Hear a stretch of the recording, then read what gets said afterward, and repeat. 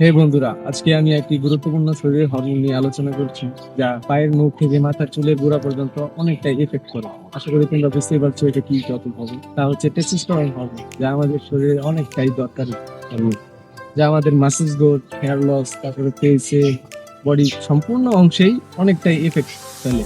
আমরা তোমাদের জন্য অনেক সুন্দর করে গুছিয়ে 6টি টপিক ফলো করলে তোমরা অনায়াসে তোমাদের টেস্টোস্টেরন ইনক্রিজ করতে পারো, যা লো থেকে একদম হাই লেভেলে চলে যাবে। ওই 6টি টিপস হচ্ছে: নাম্বার 1 ফিজিক্যাল এক্সারসাইজ, নাম্বার 2 হচ্ছে ভালো ঘুম, নাম্বার 3 হচ্ছে স্ট্রেস কন্ট্রোল, নাম্বার 4 হচ্ছে সূর্যের আলো বা ভিটামিন ডি, নাম্বার 5 হচ্ছে স্ট্রেস ম্যানেজমেন্ট, নাম্বার 6 হচ্ছে অতিরিক্ত টিপস যা আমরা পরে তোমাদের জানিয়ে দেবো। নাম্বার 1 হচ্ছে ফিজিক্যাল এক্সারসাইজ, যা তুমি ঘরে বসেই করতে পারো নিজের শরীরের ওজন থেকে, যেমন leg squat, push up, pull up, are walking, বা তুমি দৌড়াতেও পারো। দ্বিতীয় পদক্ষেপ হচ্ছে খাবার অভ্যাস। খাবার অভ্যাসটি আমাদের টেস্টোস্টেরন বাড়াতে ও কমাতে অনেকটা সাহায্য করে।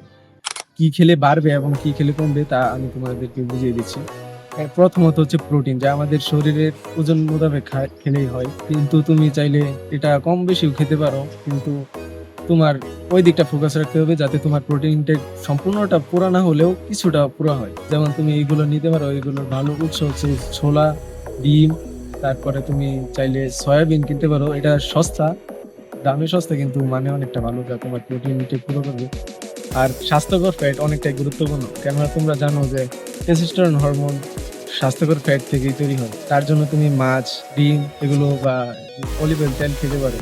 আর সর্বোচ্চ ভালো হবে তুমি ফিশ অয়েল খেলেই ভালো হবে। এটাই স্বাস্থ্যকর ফ্যাটের জন্য অনেকটা প্রভাব ফেলে তোমার টেস্টোস্টেরন উৎপন্ন করে।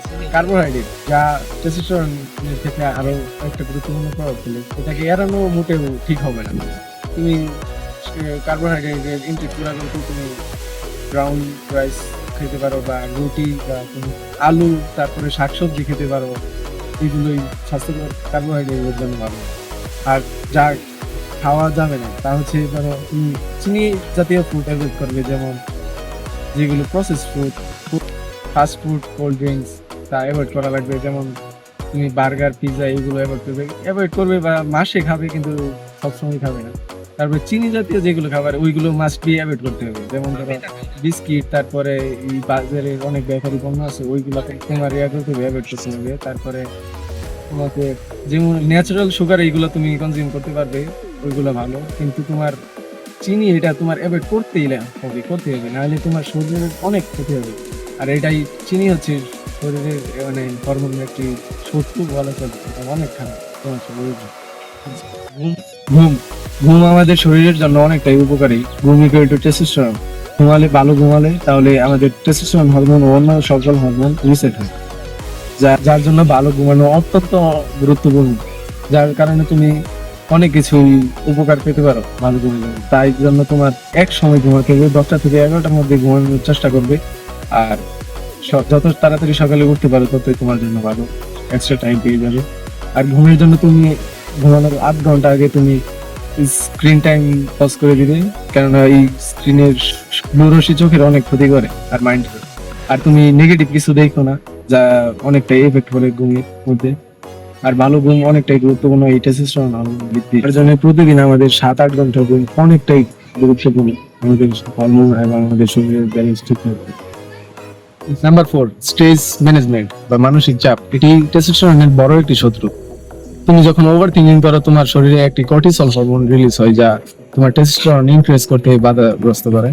তার জন্য তোমাকে এই মানসিক চাপ থেকে দূরে থাকতে হবে, যার জন্য আমি তোমাকে 3টা স্টেপ শিখিয়ে দিতে পারি, যা করলে তুমি প্রতিদিন তোমার মানসিক চাপটাকে অনেকটাই ডিক্রিজ করতে পারবে। নাম্বার 1, তুমি সকালে উঠে একটি নীরব জায়গায় বসে মেডিটেশন করতে পারো 10 মিনিট, যা তোমার মাইন্ড, শরীর সবকিছু রিলিজ করবে। আর বিকালে তুমি 10-15 মিনিট মাঠে হাঁটতে পারো। আর রাতে ঘুমানোর আগে তুমি তোমার পছন্দনীয় কাজ করতে পারো, যা তোমাকে সারাদিন চিন্তামুক্ত রাখবে আর তোমাকে স্বাচ্ছন্দ্য বোধ করতে সাহায্য করবে। এটাই তার জন্য তোমার স্ট্রেস ম্যানেজমেন্ট অনেকটাই দরকারি, তোমার স্ট্রেস যাতে কম থাকে। নাম্বার 5 টপিকস, এটা হচ্ছে তোমার সূর্যের আলো, অনেকটাই গুরুত্বপূর্ণ। সূর্যের আলো থেকে ভিটামিন ডি তৈরি হয়, আর এই ভিটামিন ডি থেকে তোমার টেস্টোস্টেরন বুস্ট হয় বা ইনক্রিজ হয়। এটি তোমার শরীরের হাড়কে মজবুত করবে, তোমার চুলের গোড়া থেকে সবকিছুই অনেক দরকারি। মানে ফোনের যেমন চার্জ দেওয়া লাগে, তেমনি আমাদের শরীরেরও ভিটামিন ডি বা সূর্যের আলো এটি চার্জের মতোই আমাদের শরীরে প্রভাব ফেলে। তাই ভিটামিন ডি অনেকটাই দরকারি। তাই তুমি সূর্যের আলো নিতে প্রত্যেকদিন, আমি এর সঠিক সময় বলে দিই তোমাকে, তুমি সকাল 6টা থেকে 8টা পর্যন্ত সূর্যের আলো নিতে পারো, না হলে তার সম্ভব না হলে তুমি বিকাল 4টা থেকে 6টার সময় নিতে পারো, যা অনেকটাই ভালো এফেক্ট করবে। তো এই 15-20 মিনিট নিলেই এনাফ। আর এর থেকে বেশি হলে তোমার স্ক্রিন ড্যামেজ হতে পারে, যা তুমি অ্যাভয়েড করবে। বেশি সময় না থাকলেও সপ্তাহে 4-5 দিন থাকলেই হবে, তাহলে তোমার ভিটামিন ডি এর ইনটেক পুরো হয়ে যাবে আশা করি। ভিটামিন ডি অনেকটাই গুরুত্বপূর্ণ। নাম্বার 6 স্টেপ হচ্ছে অতিরিক্ত টিপস, যা আমরা তোমাদের জন্য বানিয়েছি।